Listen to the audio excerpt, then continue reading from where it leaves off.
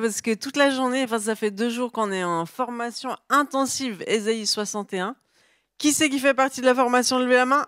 Ouais! C'était fantastique et c'est pas fini, il y a encore demain matin et ce soir. Donc on partage une petite portion de cette formation avec vous tous. Enfin, vous étiez déjà tous invités à la base, hein, je ne sais pas si vous étiez au courant. Et que tous les membres du Gospel Center pouvaient venir à cette formation gratuitement. Alléluia. Donc il y a ceux qui ont eu l'info et ceux qui ne l'ont pas eu. Mais ce n'est pas grave, ça reviendra à un moment donné. Donc si jamais ceux qui veulent rattraper, vous pouvez vous procurer ce manuel extraordinaire où il y a tout dedans en détail, référencé avec la parole de Dieu, avec des études scientifiques. Enfin, c'est juste fabuleux. Et c'est un parcours thérapeutique. Donc, vous lisez comme un magazine. En fait, c'est une couverture d'agent double, hein. C'est un manuel thérapeutique qui a l'air d'être un magazine, mais vous lisez et vous êtes transformé. Merci beaucoup. Vous lisez et au cours de la lecture, Jésus il est en train de faire des choses en vous que vous ne soupçonnez pas. D'accord? Ça vous intéresse, ce genre de livre? Oui, il y en a un autre qui s'appelle la Bible. Il fait exactement le même effet. Mais en mieux. Non, mais c'est dingue. On a commencé la formation par une activation dans les vers pâturages. Donc, c'est où dans la Bible, les vers pâturages? Psaume 23, exactement. Et puis, il nous est reparlé de qui est l'Éternel, le bon berger. C'est qui? Le bon berger, c'est Jésus, qui est bien décrit dans Jean 10. C'est toute l'explication, en fait, du psaume 23, où le bon berger nous amène dans les verts pâturages. Et puis, il nous fait vivre toutes sortes de choses extraordinaires. Donc, on a plongé dans les verts pâturages parce que la parole de Dieu, c'est une parole vivante et on peut expérimenter cette parole. Parce que la parole, c'est Jésus. Et c'est Jésus qui nous conduit dans les verts pâturages. Donc, ce n'est pas de l'hypnose, ce n'est pas du mysticisme, c'est des activations où on marche avec Jésus. Et c'est fantastique. Il travaille nos cœurs, il opère des délivrances, des guérisons, des souvenirs. Enfin, il fait des choses juste fabuleuses. N'est-ce pas, ceux qui étaient là? Oui! Donc, ils se disent, mais c'est qui celle-là? Je suis la pasteure de l'église, je suis légitime pour vous parler. Enfin, je ne suis pas toute seule, je suis avec Julien. Et je suis une maman de 6 merveilleux garçons. Est-ce qu'ils sont là? Oui, il y en a au moins un. C'est pour ça qu'il faut faire beaucoup d'enfants. Hein, parce qu'il y en a au moins un qui est là. Il y a beaucoup d'avantages à faire beaucoup d'enfants. Hein. Mais vous découvrez tous ces avantages parfois plus tard. Hein? Comme ça, la période où ils partent de la maison est plus longue. Vous avez le temps de vous y faire. Vous êtes toujours avec moi? Parce que là, ça va devenir sérieux. Alors, dans cette formation, on travaille sur le pardon. On apprend en fait que pour survivre, il vaut mieux pardonner. Pour vivre une vie en abondance, il vaut mieux pardonner. Je vous cite juste un verset dans le psaume, le Proverbe 4, 23, qui dit « Garde ton cœur plus que toute autre chose, parce que de lui proviennent les sources de la vie. » Et garder son cœur, en fait, c'est pardonner. C'est s'assurer de la santé de son cœur. Parce qu'un cœur en santé, d'un cœur en santé sortent des sources d'eau vive. Mais d'un cœur malade sortent des eaux amères. Retenez bien ça. Et puis ces eaux, elles sortent de nous. Vous savez que c'est de l'abondance du cœur que la bouche parle, d'accord? Quand il y a un cœur pur, il y aura une voix pleine de vie qui va venir vous vivifier, vous encourager, produire la vie. Ça, c'est ce que le Saint-Esprit veut faire à travers nous. Et quand on a un cœur amer, malade, plein de ressentiments, ce qui sort de notre bouche, c'est plein de poison. Puis ce poison, en fait, il va infecter plusieurs. Vous savez qu'il y a un verset qui explique en fait que l'amertume d'une personne infecte tous ceux qui l'entendent, cette voix pleine d'amertume. Donc vous retenez qu'un chrétien plein de lumière, qui a un impact merveilleux sur son entourage, c'est un chrétien qui a pardonné. C'est un chrétien qui a pardonné. Donc c'est vraiment un sujet majeur pour nous les chrétiens, c'est juste de comprendre que le pardon, c'est la chose la plus merveilleuse que Dieu nous donne. C'est cette assurance de garder notre cœur pur pour que notre voix soit toujours pleine de vie. Parce que la vie et la mort est au pouvoir de la langue. Ça, c'est dans les Proverbes. D'accord ? Et puis, en fait, c'est un exercice, c'est comme un muscle, c'est comme la foi, il faut l'exercer au quotidien. Le pardon aussi, ça s'exerce très régulièrement. D'accord ? C'est pour ça que c'est bien d'aller chaque année à la formation Ésaïe 61. Comme ça, au moins, tu es sûr que chaque année, tu pardonnes. Tu fais le grand ménage dans ton cœur. D'accord ? Ça, je vous en parle parce qu'en fait, on n'accède à rien sans passer par la porte du pardon. On n'accède pas à la délivrance. Non, non, non. On n'accède souvent pas à la guérison physique. On n'accède pas à la réconciliation sans le pardon. Donc, c'est juste la porte qui nous y emmène. Donc, je voulais juste faire ce petit récapitulatif pour ceux qui n'étaient pas là, que vous puissiez rentrer dans ce que je vais partager aujourd'hui. Aujourd'hui, on a parlé pas mal de sexualité, comme quoi c'était qu'il fallait revenir à l'essentiel et se rappeler le pourquoi du comment, dans quel cadre, pour que ça puisse vraiment produire son fruit, un fruit de bénédiction et non pas de malédiction.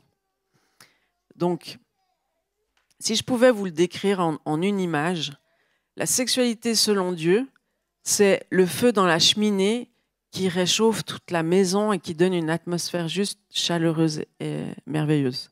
On est d'accord ? Et puis la sexualité hors cadre, c'est votre maison qui brûle, où tout le monde meurt à la fin. Vous avez compris ? Comme ça, c'est un rapide résumé de ce qu'on a vu pendant 2 jours. Ça va ? Vous êtes toujours là ? J'essaie de vous faire rire un peu, que ça se détende, parce qu'on va parler de sujets très sérieux. Alors, c'est vrai que Dieu m'a vraiment mis à cœur des sujets dont personne ne veut parler. Ou même, c'est des fois dangereux d'en parler, suivant où vous en parlez. Mais c'est vrai qu'il y a quand même un sujet qui divise beaucoup l'Église. Bon, il y a le Saint-Esprit. On se demande pourquoi ça divise l'Église alors que le Saint-Esprit il a été donné à l'Église pour qu'elle soit l'Église. On est d'accord ? Saint-Esprit. Et puis, il y a un autre sujet qui divise pas mal l'Église, c'est la délivrance. Donc, on nous dit souvent, non, mais parler trop de l'ennemi, il ne faut pas trop parler de l'ennemi. Alors, moi, je suis tout à fait d'accord avec ça. Mais c'est important d'en parler juste pour dénoncer ces stratégies et ces manigances cachées. Là, c'est important d'en parler parce qu'en fait, l'ennemi, il est dans tout ce qui est occulte. Qui a des rideaux occultants chez lui ? Levez la main. Ah. Oui. On en pourra en parler après parce que vous allez vivre plein de choses extraordinaires. Comme ça, je vais parler, vous allez vivre des choses, puis après on pourra en discuter. Mais les rideaux occultants, pourquoi occulte, ça veut dire caché. Si on a des rideaux occultants, c'est pour être caché de la lumière. D'accord ?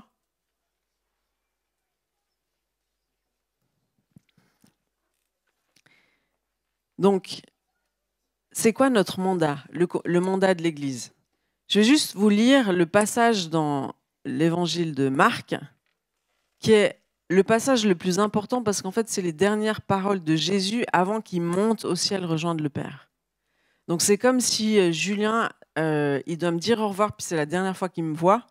Vous êtes d'accord qu'il va me dire les choses les plus importantes.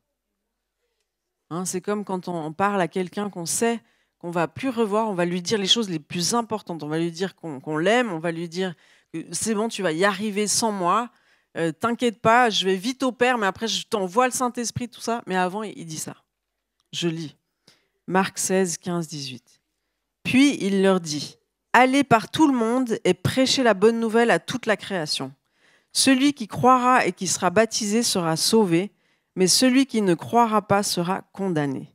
Voici les miracles, une autre version qui parle des signes, qui accompagneront ceux qui auront cru. » Est-ce qu'il y a des gens qui croient dans la salle ? Ok, alors je vais vous décrire les signes qui sont supposés vous accompagner et vous me direz si c'est le cas ou pas. En mon nom, ils chasseront des démons. Waouh, premier mandat. Dis à ton voisin, je dois chasser des démons. Ils chasseront les démons, ils parleront de nouvelles langues, ils saisiront des serpents, ça c'est imagé, hein, je précise. S'ils boivent quelques breuvages mortels, il ne leur fera point de mal, parce qu'à l'époque c'était commun qu'on cherche à empoisonner les gens. Et puis en fait, si on essayait de vous empoisonner et que vous étiez plein du Saint-Esprit, ben vous ne mourriez pas. Ils imposeront les mains aux malades et les malades seront guéris. C'est comme, genre, c'est pas peut-être qu'ils seront guéris, c'est impose les mains aux malades et ils seront guéris. Il y a une espèce de tranchant dans cette déclaration qui est bonne. Voici les signes qui accompagneront vous. Voici les signes qui vous accompagnent si vous croyez. Donc, s'il n'y a pas tous ces signes qui nous accompagnent, et j'aimerais préciser que la première déclaration, c'est « ils chasseront les démons ». Donc ça, je vous annonce ça parce que c'est peut-être pas le cas encore aujourd'hui où on n'a peut-être pas encore chassé de démons, où on a peut-être vu 2-3 de loin être chassés, on a entendu quelques cris à gauche, à droite, mais je vous annonce que bientôt, il y a une vague de délivrance qui va déferler et il faudra tous apprendre rapidement à chasser les démons. Déjà, il faudra apprendre à ne pas en avoir peur, à prendre autorité pour qu'ils se taisent et qu'ils arrêtent de se manifester. C'est ce qu'on doit faire. Après, on va discuter avec la personne et puis après, on va l'accompagner à pardonner. Déjà, à se convertir, c'est important. Hein, parce que pour avoir l'autorité de chasser un esprit mauvais, il faut appartenir au royaume de Dieu. D'accord ? Donc on peut dire, non, on ne croit pas en la délivrance. En fait, ceux qui ont besoin de délivrance, c'est ceux qui ne sont pas chrétiens. Mais en fait, si tu veux devenir un vrai chrétien rempli du Saint-Esprit, tu dois vraiment être bien délivré. Donc la délivrance, c'est pour toi d'abord, avant d'être pour les gens bizarres. D'accord ? Dis à ton voisin, la délivrance, c'est pour moi d'abord. Et c'est une bonne nouvelle. C'est une bonne nouvelle. La délivrance, ça doit être notre seconde nature. C'est le premier signe qui doit nous accompagner. Donc, vous savez que j'ai fait des études de psychologie et on m'a fait lire un livre, un petit que sais-je, petit bouclette comme ça. C'était l'histoire des maladies mentales. Je commence à lire. Puis avant, tout le monde était d'accord que les esprits mauvais étaient bien existants et qu'il fallait les chasser. C'était une évidence. Puis avec le temps, on a essayé de donner d'autres noms, d'autres théories. Enfin, on a tout changé le système. Aujourd'hui, on a des noms bien précis pour toutes les maladies mentales. Mais est-ce que le monde spirituel a changé ? Est-ce que le monde spirituel a changé ? Non. Il est exactement le même. On confronte d'autres choses dans différentes régions. Certaines régions d'Afrique confrontent certaines choses. Certaines régions ici européennes confrontant d'autres choses.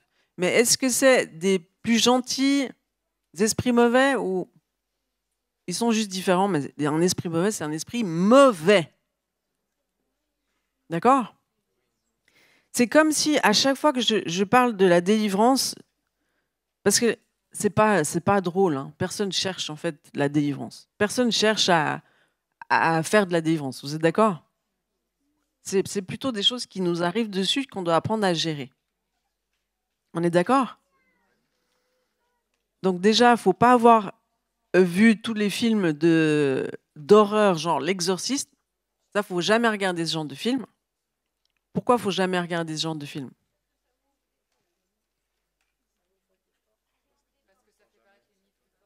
Voilà, exactement, parce que ça te fait peur de l'ennemi, puis après, tu as l'impression que l'ennemi il est plus fort que Jésus. Le problème, c'est que dans le monde, il n'y a pas des films de Jésus surpuissant.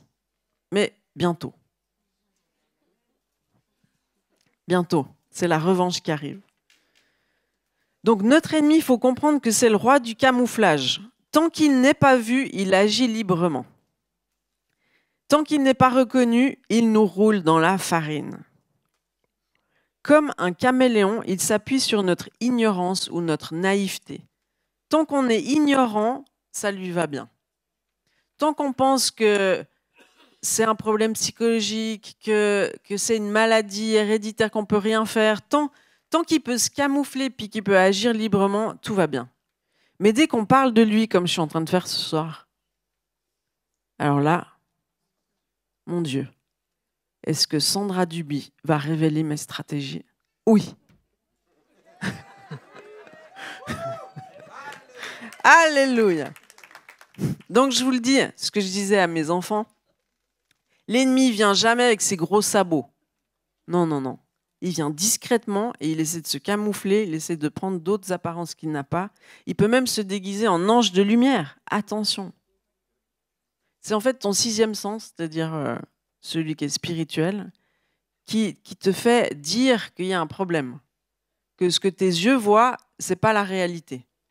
Donc c'est la même chose. Tu peux sentir, par exemple, tu es avec des gens, ils ont l'air gentils, souris, tout a l'air bien, mais à l'intérieur de toi, ton sixième sens te dit, il y a un problème.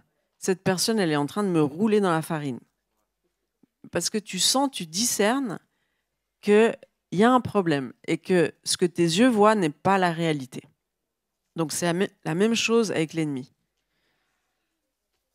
Il va utiliser, en fait, l'ennemi va utiliser tes besoins.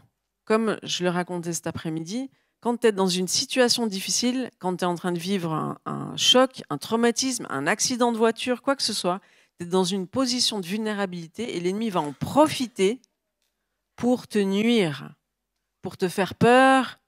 Par exemple, je vous donne l'exemple du film L'Exorciste. Si je vous dis qu'il ne faut surtout pas le voir, c'est parce qu'on me l'a fait voir en cours de catéchisme. Mais oui, c'est bizarre, non?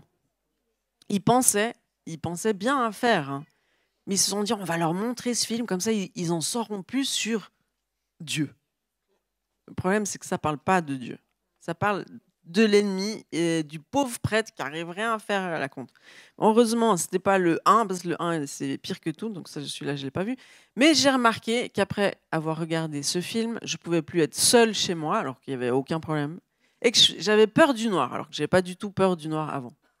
Donc, qu'est-ce qui s'est passé entre avant le visionnage du film et après le visionnage, qui demeure dans ma vie? Qu'est-ce qui s'est passé?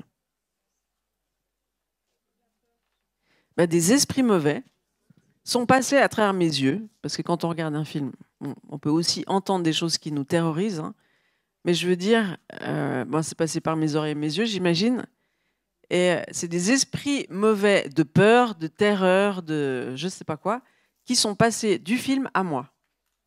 Donc, les films, la musique, tout ce qui rentre par les yeux et les oreilles sont des moyens de pollution que l'ennemi a choisi. On est d'accord? Parce que le son et l'image, c'est très puissant pour communiquer des messages. Hein? Il y a, par exemple, si j'avais eu l'intelligence de faire un petit film illustratif ou même des petits versets bibliques que vous auriez pu voir, vous auriez mieux retenu ce que je suis en train de dire. Mais je n'ai pas eu le temps de le faire, malheureusement. Mais ce n'est pas grave, vous allez quand même retenir. Mon peuple périt parce qu'il lui manque la connaissance. Alors, ce n'est pas la connaissance de tout, mais juste la connaissance basique. Un esprit mauvais, il a besoin d'un corps pour agir, comme on le disait. Pourquoi on s'appelle, nous, tous ensemble, le corps de Christ? C'est parce que Christ a choisi un corps sur la terre pour se manifester du ciel sur la terre. Et comment est-ce qu'il le fait? Il le fait à travers nous. Dieu a choisi, alors ça c'est très difficile à comprendre, Dieu a choisi de travailler avec nous. Il aurait pu le faire tout seul et certainement beaucoup plus efficacement qu'avec nous. Mais il a choisi de le faire avec nous.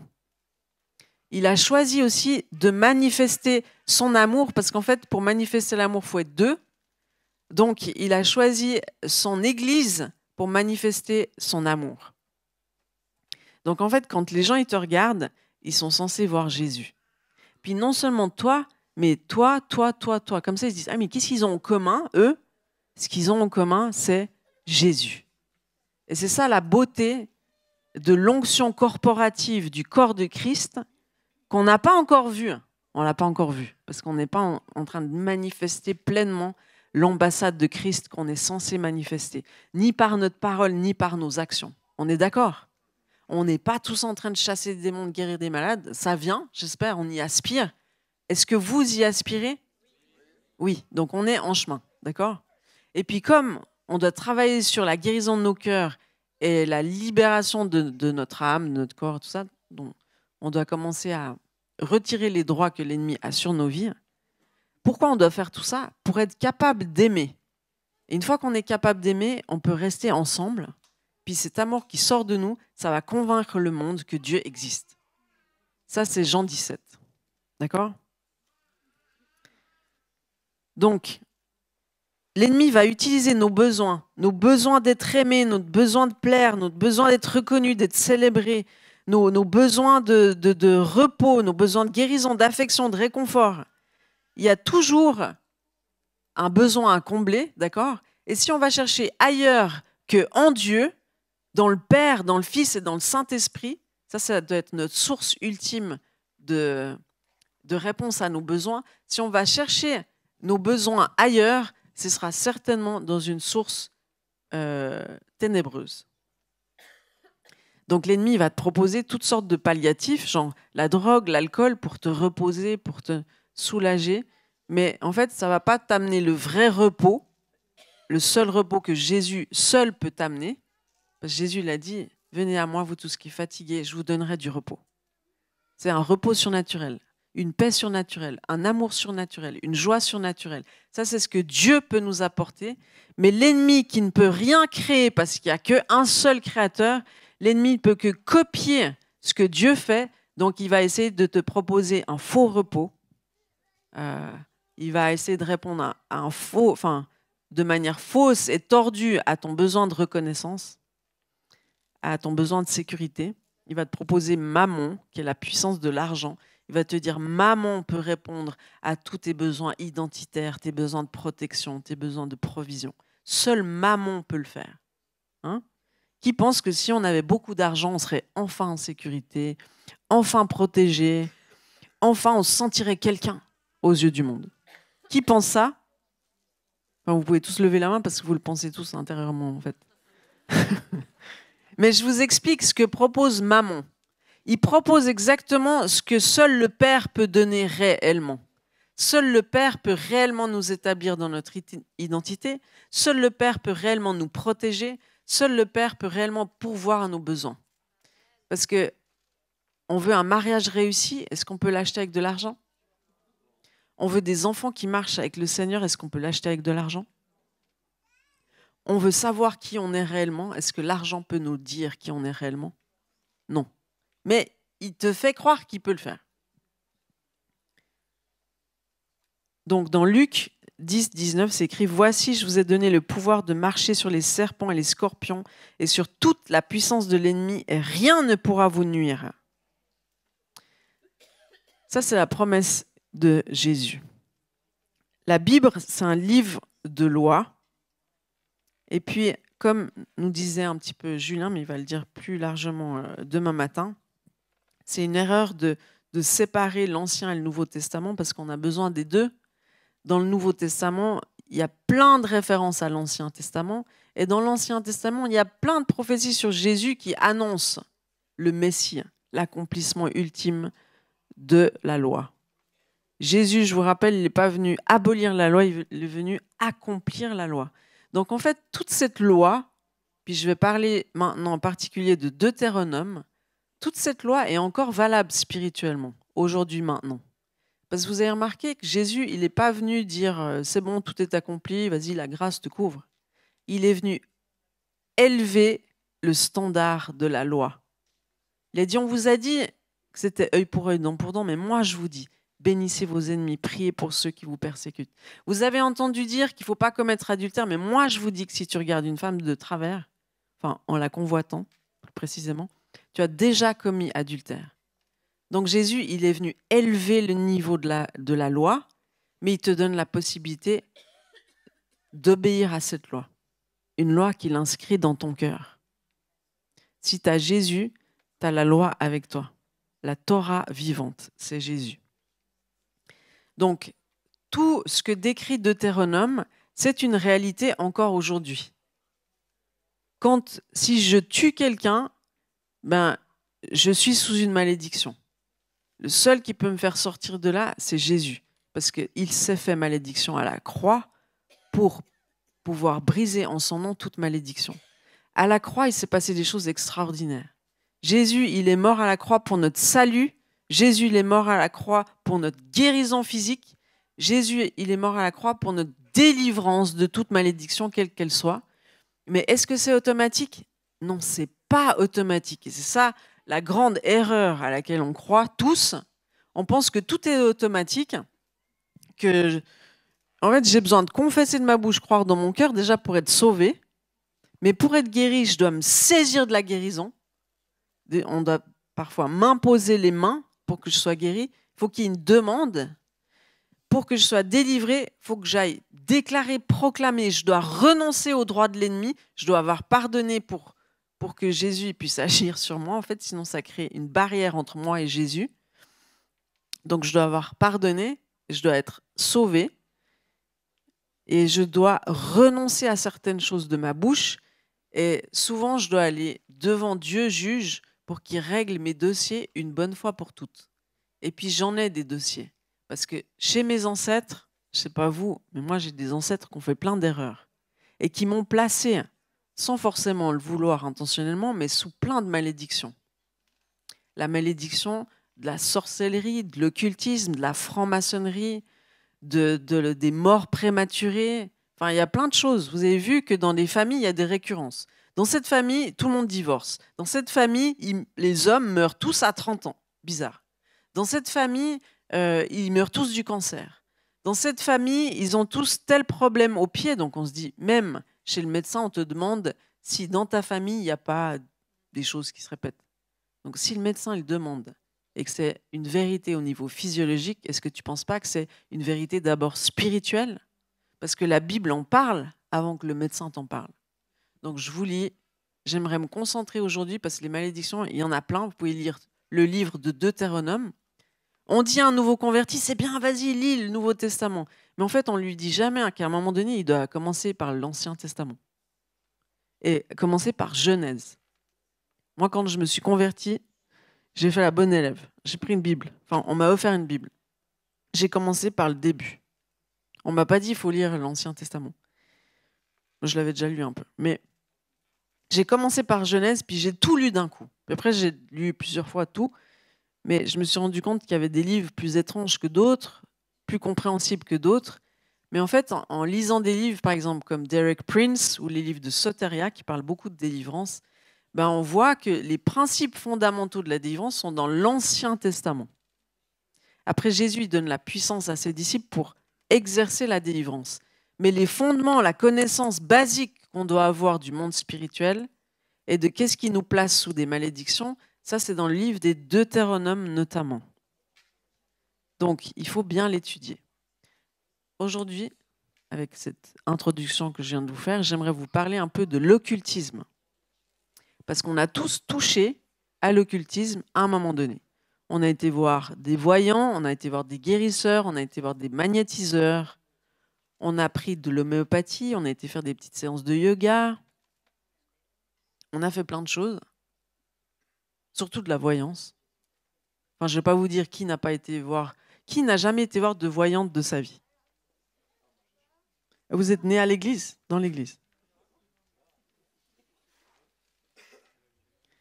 Qui ne s'est jamais fait lire, qui n'a jamais lu l'horoscope de sa vie? Ah là, il y en a moins. Se dit, moi, j'ai jamais été voir de voyant. Mais en fait, quand tu lis l'horoscope, c'est ce que tu fais. Mince. Mais c'est pas grave, les amis. On a tous touché à l'occultisme dans notre vie. Je vais vous faire la liste, vous verrez qu'on est tous concernés. Donc en fait, l'occultisme, c'est juste un piège de l'ennemi pour prendre des droits sur notre vie. Donc je vous raconte moi, pourtant moi je ne suis pas du genre à aller voir les voyantes et tout ça. Enfin, on m'a convaincu à New York qu'il fallait voir telle voyante, elle était vraiment très haut placée, elle voyait que sur rendez-vous. Puis on m'a dit, mais moi, je te donne mon rendez-vous, tu vas voir, ça va être fantastique. Et je me suis fait piéger. Et j'ai été voir cette voyante, elle était ivre, Elle était malsaine, mais ça se sentait à 100 000 kilomètres. Mais on m'avait dit que c'était la star de la voyante, donc j'étais là. Et puis il me dit, je vois dans votre vie, en plus j'étais mannequin à New York, j'aspirais que à la gloire, à l'argent et tout ça, parce que j'avais besoin d'être reconnue par mon père, qui ne m'avait pas tout à fait reconnue. Donc jusqu'à ce que je rencontre le père, et ben, j'étais dans ce piège-là. Et elle me dit plein de trucs, vous allez être connus, vous allez faire des couvertures de Vogue, tout ce qu'on aimerait entendre en fait. Bon. Ça, ils savent bien faire, les voyants, ils discernent le besoin. L'ennemi va te donner un peu à manger, là, ce que tu as envie, mais c'est un truc hyper empoisonné.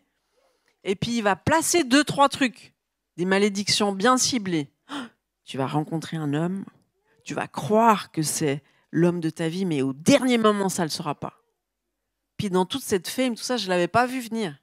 Après, je rentre à la maison, tout ça, puis effectivement, je rencontre l'homme de ma vie, Julien Dupuis. Applaudissements. Donc, je n'étais pas chrétienne, hein, mais je savais que c'était l'homme de ma vie. C'était clair, net et précis. Et tout d'un coup, j'ai cette parole qui est revenue et qui me dit, au dernier moment, ça ne va pas le faire. Au dernier. Et ça me torturait l'esprit, mais c'était comme une torture mentale, c'était horrible. Et jusqu'à ce que Jésus vienne me chercher, gloire à Dieu, alléluia, et jusqu'à ce que j'ai la révélation que je devais me positionner et briser cette parole de malédiction qui me tenait liée et captive. Et donc j'ai dit, dans le nom de Jésus, je brise cette parole, je vais marier l'homme que toi tu me montres et je me remets totalement en toi. Donc j'ai dû le remettre sur l'autel, c'était très difficile. Parce que, vous savez, Abraham, il remet Isaac sur l'autel parce que Dieu lui demande de le donner en sacrifice. Ben, tout ce que vous voulez garder dans votre vie, vous devrez le mettre sur l'autel. Toutes les choses les plus précieuses dans vos vies, il faudra le mettre sur l'autel. Mais je vous donne l'aspect positif. En fait, ce que vous donnez à Dieu, ce que vous mettez sur l'autel, c'est ce que vous pourrez garder au final. Parce que du coup, comme vous le donnez à Dieu, ça devient cette chose que lui peut protéger. Parce que quand on garde les choses pour nous, elles ne sont pas sous protection. Là, je suis en train de vous donner des perles magistrales. J'espère que vous vous rendez compte. Enfin, c'est les perles que Dieu m'a données. Hein. Mais ça concerne le conjoint. Donc, vous étonnez pas si dans votre préparation au mariage ou dans votre marche avec celui où vous dites « Ah non, lui, c'est l'homme de ma vie, c'est le trésor ultime. Faut pas qu'on me le vole, mon Dieu, mon Dieu. » Bien là, Dieu va vous dire « Donne-le-moi. » Et puis, vous serez là « Non, pas une fois que je viens de le découvrir. » Mais en fait, c'est juste, il est en train de vous dire « Donne-le-moi pour que je le protège pour toi. » Si je peux traduire un peu, ça peut vous aider peut-être quand ça va vous arriver. Alors, donc l'occultisme, ça vous parle? Donc j'ai dû briser ça, mais c'était pas facile. Hein.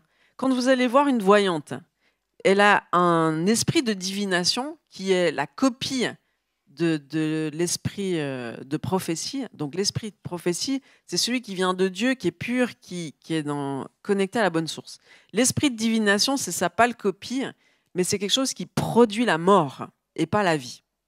Donc les voyantes, elles vont voir des choses sur vous, parce qu'elles arrivent discerner dans l'esprit ce qu'il y a sur vos vies, mais elles vont insidieusement, même sans s'en rendre compte, libérer quelques paroles de malédiction. Puis, par exemple, elles vont dire votre cousin va mourir dans les 2 semaines qui viennent. Puis, vous allez être là. Et une fois que votre cousin meurt, vous dites « Ah, mais elle avait raison. » Mais en fait, non, elle n'avait pas raison. Elle a juste déclaré une parole pour qu'elle puisse s'accomplir. C'est ça la parole de malédiction. C'est Dieu a créé toute chose avec sa parole.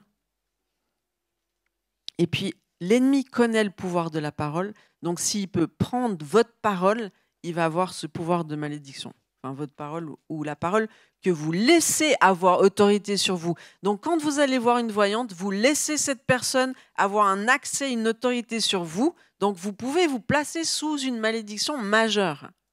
Donc, il ne faut pas faire ça. Quand vous lisez l'horoscope, ben, vous êtes dans le même... c'est moins personnel, on va dire ça a peut-être moins d'impact, mais ça crée l'addiction. Hein. Puis du coup, plutôt que de demander à Dieu de nous parler, on va lire l'horoscope comme s'il pouvait déterminer nos vies. Non mais. Donc, je vous lis un petit passage biblique, vous êtes prêts? Deutéronome 18, 9, 14. Lorsque tu seras entré dans le pays que l'Éternel ton Dieu te donne, tu n'apprendras point à imiter les abominations de ces nations-là. Non, non. Qu'on ne trouve chez toi personne qui fasse passer son fils ou sa fille par le feu. Ça veut dire sacrifier ses enfants. Aujourd'hui, on peut dire que c'est l'avortement. Faire passer son enfant par le feu, c'est comme avorter. D'accord? Personne qui exerce le métier de devin, d'astrologue, d'augure, de magicien, d'enchanteur, personne qui consulte ceux qui évoquent les esprits ou disent la bonne aventure, personne qui interroge les morts, car quiconque fait ces choses est en abomination à l'Éternel. Et c'est à cause de ces abominations que l'Éternel ton Dieu va chasser ces nations devant toi. Tu seras entièrement à l'Éternel ton Dieu, car ces nations que tu chasseras écoutent les astrologues et les devins, mais à toi, l'Éternel ton Dieu ne le permet pas. Il ne le permet pas. Pourquoi? Parce qu'il t'aime. Il ne veut pas que tu te places sous des malédictions. Il veut te protéger. C'est pour ça qu'il te dit ça. Quand Dieu te dit fais pas ci, fais pas ça, c'est parce qu'il t'aime et il veut te protéger. Et il sait que si l'ennemi il a un accès dans ta vie, il veut amener quoi? Luc 10, 10. Non, Jean 10, 10. L'ennemi, il est venu pour voler, tuer, détruire. C'est son seul objectif dans ta vie. Il veut certainement pas répondre à tes besoins. Il te fait croire qu'il va répondre à tes besoins, mais il va juste placer la mort, il va te voler, il va te détruire, c'est son seul objectif. Mais juste après cette parole, Jésus dit « Moi, je suis venu afin que tu aies la vie et la vie en abondance. » Donc tu vois que ce n'est pas les mêmes intentions. Jésus veut te donner la vie en abondance. Et ce soir, il veut que tout ce que l'ennemi a fait dans ta vie avec de l'occultisme, peut-être que tu es un fan d'Harry Potter, ça c'est occulte à fond. Pourquoi ça s'adresse aux enfants? Parce que c'est les premières cibles de l'ennemi. Il sait que s'il peut planter des choses occultes dans la tête des enfants, eh ben, ça va porter son fruit à un moment donné. Donc Harry Potter, oui c'est bien Harry Potter parce que comme ça les enfants enfin ils vont lire. Mais tu sais pourquoi ils lisent? C'est parce qu'il y a des esprits mauvais qui les poussent à lire. C'est pour ça que c'est plus facile. Et puis quand tu vois celle qui a sous inspiration écrit les 7 livres Harry Potter, tu dis, il n'y a pas une tête d'écrivain.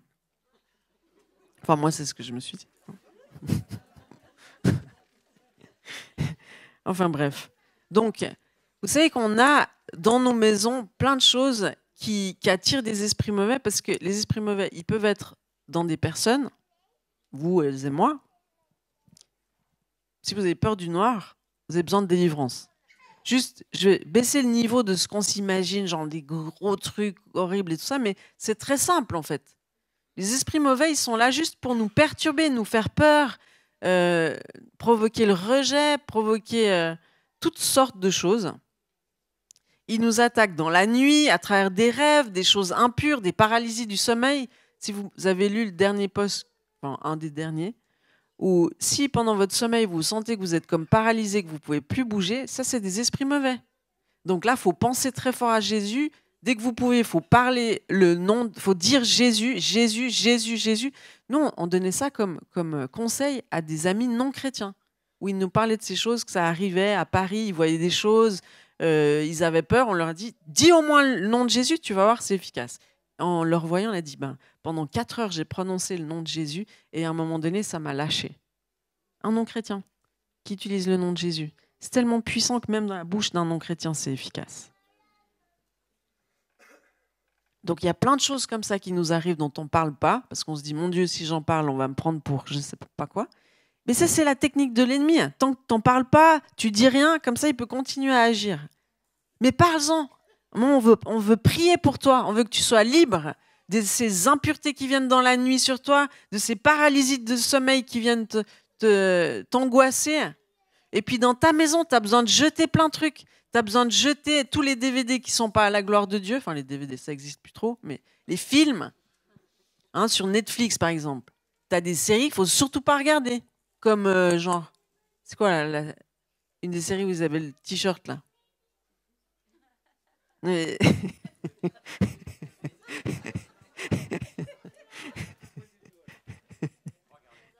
faut pas regarder. Il y a plein de trucs. Il faut surtout pas regarder, les amis. tous les trucs sexuels, il ne faut pas regarder. Tous les trucs occultes de sorcellerie.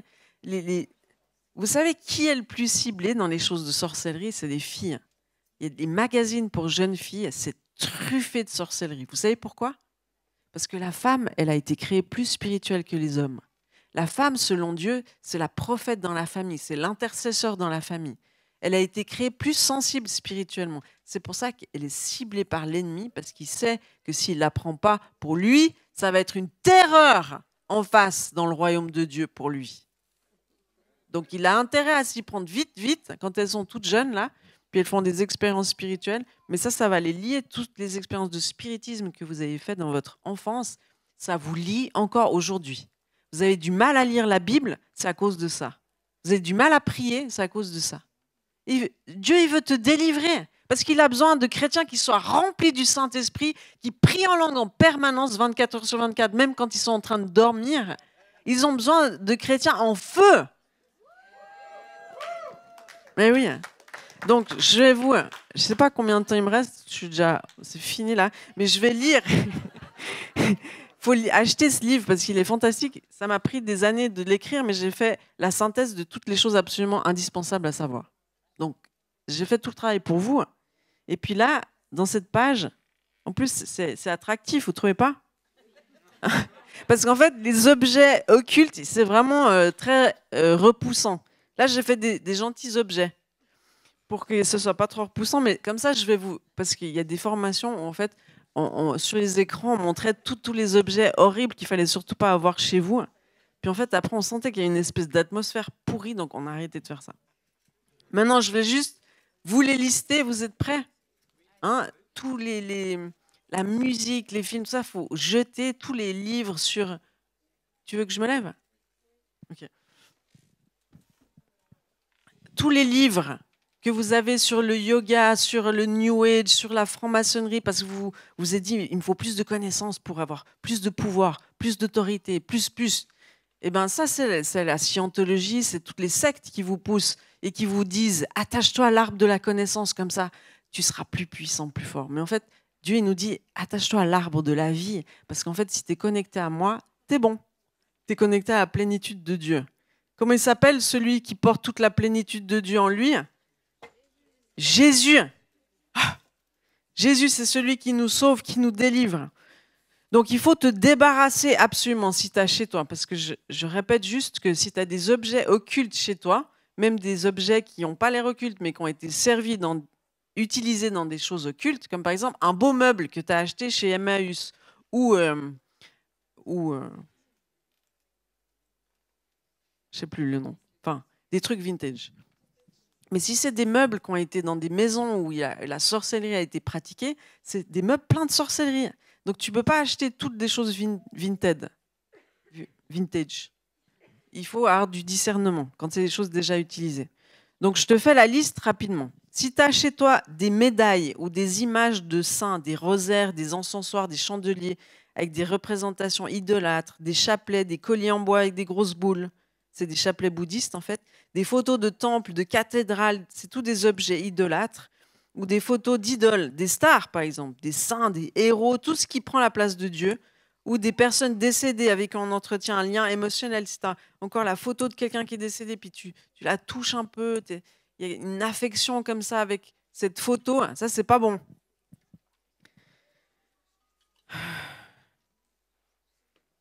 Avec Jésus, tu peux lui envoyer des messages à Jésus, parce que c'est le médiateur entre le ciel et la terre. D'accord? Donc, si tu t'adresses à Jésus, tu peux lui dire d'aller donner 2-3 messages à ceux qui sont décédés que tu as à cœur. Mais tu ne peux pas t'adresser aux morts comme ça. Vous avez compris la nuance? Des personnes décédées avec qui on entretient, c'est l'invocation des morts. Tous les objets portent bonheur. Tu dis, ah non, tout d'un coup, tu penses à un objet. Ah non, pas celui-là. Comme les éléphants avec la trempe au-dessus de la tête. C'est une puissance spirituelle forte en Inde. Les queues de lapin, l'aïmal, les fers à cheval, la corde italienne en ivoire, des fois on la porte en pendentif, ou en or, qui est créée par les druides, qui aide pour les finances. Le 3e œil, la main de Fatma, le chiffre 5, le scarabée, c'est un symbole trouvé sur les momies qui représentent un dieu, les aimants magiques ou les pierres en forme de pyramide, les obélisques, toutes les pierres qu'on garde parce qu'elles ont telle ou telle vertu, tout ça à la poubelle. D'accord ? On m'a dit une fois, mais moi j'ai un gros Bouddha en or, ça vaut une fortune, qu'est-ce que j'en fais ? Est-ce que je peux le fondre et récupérer l'or ? Mais en fait, il y a un verset biblique exact qui dit « Tu récupéreras même pas l'or qui est sur ces objets. » À la poubelle. Ça va ? Les symboles sataniques. Alors là, il y en a plein. Le pentagramme, l'étoile à 5 branches, parfois avec un bouc à l'intérieur, entouré d'un cercle. L'étoile à 8 branches et l'hexagramme, l'étoile à 6 branches, un triangle orienté vers le haut et un triangle orienté vers le bas. Pas le drapeau d'Israël. Hein. D'accord ? Je ne parle pas de ça. L'étoile et le croissant de lune qui représentent la reine du ciel et de la terre. Diane, Isis, c'est des déesses. Le triangle est aussi énormément utilisé dans les religions païennes, dans la magie et dans le satanisme. Aussi toutes les croix. Attention à quelle croix vous portez. La croix de Néron, Peace and Love, ça c'est pas bon. La croix gammée, ça vous savez que c'est pas bon. La croix de Caravaca avec 2 traverses. Bon là on n'a plus les... La croix inversée, la croix égyptienne, c'est un symbole de réincarnation du dieu Ra. La croix de Thalia, et puis les croix avec Jésus mort dessus. Vous savez que Jésus, il est ressuscité. Alors on n'a plus besoin de le mettre sur la croix, il est ressuscité. Donc il vaut mieux avoir une croix sans Jésus mort dessus. On est d'accord ? Les objets aussi qui représentent des dieux, comme Bouddha. Vous allez dans tous les magasins de déco, on vous vend plein de Bouddhas. Il faut jeter les Bouddhas chez vous. D'accord ? Toutes les Bouddhas. Tous les dieux hindous. On les trouve beaucoup dans les magasins de design d'intérieur. Des prêtres ou des personnages en position rituelle.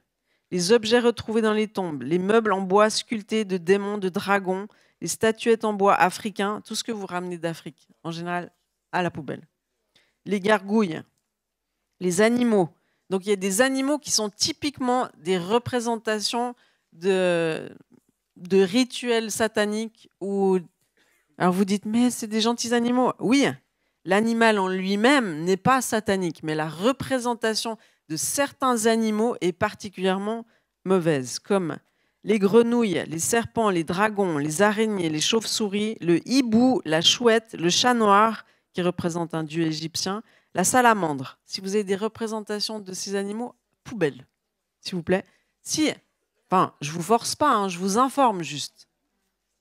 Mais une fois qu'on a été éclairé, on est comme responsable de ce qu'on fait chez soi. Parce que vous savez pourquoi ? Pourquoi l'ennemi veut infiltrer nos corps, non seulement nos corps, mais nos maisons ? Oui, je finis rapidement. Parce que nos maisons, ça doit être des lieux de paix, des lieux où on prie, où on est en famille, où il y a une atmosphère d'amour, de paix. Donc, tant qu'il peut infiltrer notre maison, notre corps, il va le faire. Donc, c'est pour ça que même des fois, sans s'en apercevoir, on amasse des objets qu'on ne devrait pas avoir chez soi. Puis après, on s'étonne qu'on ne dort pas bien. On a mis des objets dans la chambre de notre enfant qui, tout d'un coup, ne dort pas bien. On ramène des livres, des choses comme ça. Nous, ça nous est arrivé plein de fois. On se dit, c'est quoi le problème ? Et puis, clac, on tombe sur un livre qui est venu d'une arrière-tante de là, et puis on le jette. Les monstres, les personnages mythologiques, les licornes, les fées, les lutins, les sorciers, les sorcières. Les jeux de type style Donjons et Dragons. Plein de jeux vidéo sont hyper occultes. Les cartes Pokémon, ça, à la poubelle. Les dessins animés pour enfants relatifs à ces personnages, aux super-héros, à toute symbolique démoniaque, à la magie, aux druides, aux extraterrestres, aux ovnis, tout ce qui symbolise la violence ou la puissance. Les signes du zodiaque sous toutes leurs formes, les signes égyptiens, tous les signes égyptiens, si vous êtes un fan de l'Égypte ancienne, non.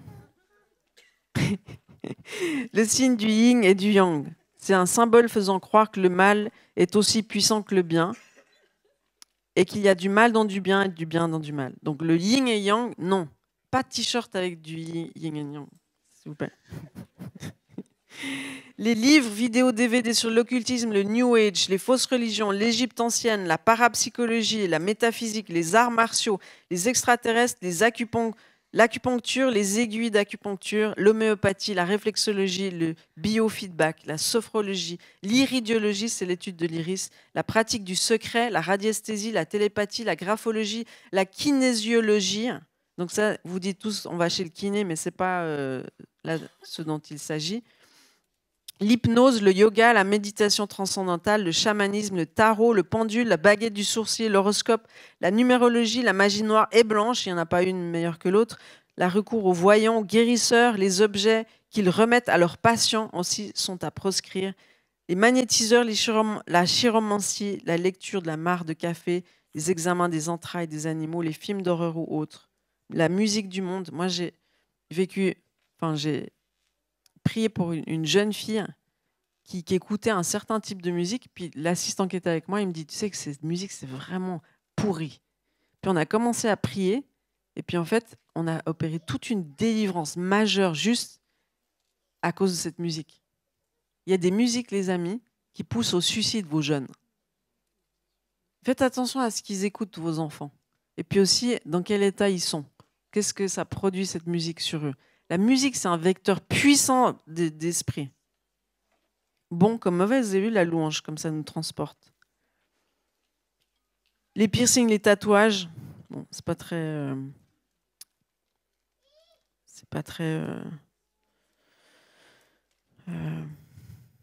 L'utilisation de certains contraceptifs, je tiens à le dire, vu que j'ai étudié le sujet, les stérilets, la pilule du lendemain, certaines pilules, certains médicaments, les objets liés à des personnes émotionnellement importantes du passé, tous les ex, la petite boîte que vous avez bien cachée là, avec les objets de votre ex, il faut absolument la mettre à la poubelle, la brûler, enfin, vous vous en séparer, parce que ça met une séparation de vous et de votre femme.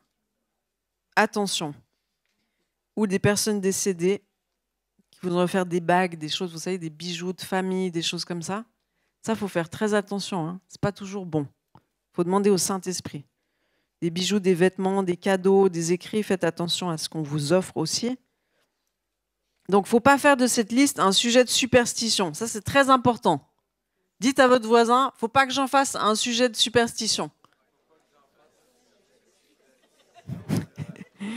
C'est important, il faut demander au Saint-Esprit qui vous montre.